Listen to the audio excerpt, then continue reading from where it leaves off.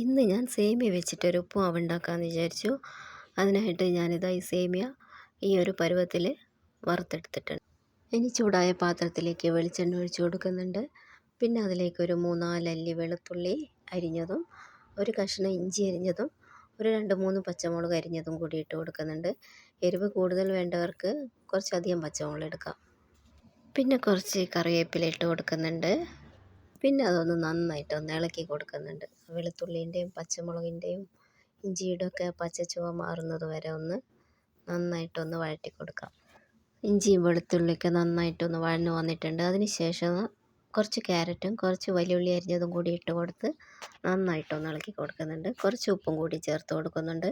പിന്നെ അതിലേക്ക് കുറച്ച് മഞ്ഞൾപ്പൊടിയും കുറച്ച് കുരുമുളകും കുറച്ച് ഗരം മസാലയും കൂടി ഇട്ടിട്ട് ഒന്നുകൂടി ഒന്ന് നന്നായിട്ടൊന്ന് വഴറ്റി കൊടുക്കുന്നുണ്ട്. ഇനി അതിലേക്ക് ആവശ്യത്തിന് വെള്ളം ഒഴിച്ച് കൊടുക്കുന്നുണ്ട്. വെള്ളം നന്നായിട്ട് തിളച്ച് വരുന്നുണ്ട്.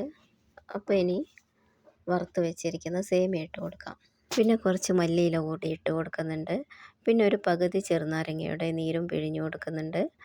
എന്നിട്ടൊന്ന് അടച്ച് വെച്ചിട്ടൊന്ന് വേവിക്കാം. ഇടയ്ക്ക് ഒന്ന് ഞാൻ ഇളക്കി കൊടുക്കുന്നുണ്ട്. അപ്പം നമ്മുടെ സേമിയ ഉപ്പുമാവ് ഏകദേശം റെഡിയായി വരുന്നുണ്ട്.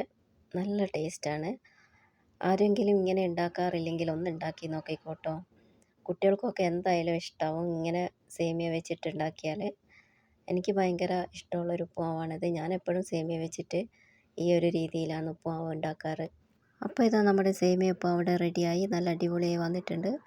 നല്ല ടേസ്റ്റാണ്. എല്ലാവരും ഒന്ന് ഉണ്ടാക്കി നോക്കണം. അപ്പോൾ എൻ്റെ വീഡിയോ ഇഷ്ടമായാൽ ലൈക്ക് ചെയ്യണം, ഷെയർ ചെയ്യണം, സബ്സ്ക്രൈബ് ചെയ്യണം.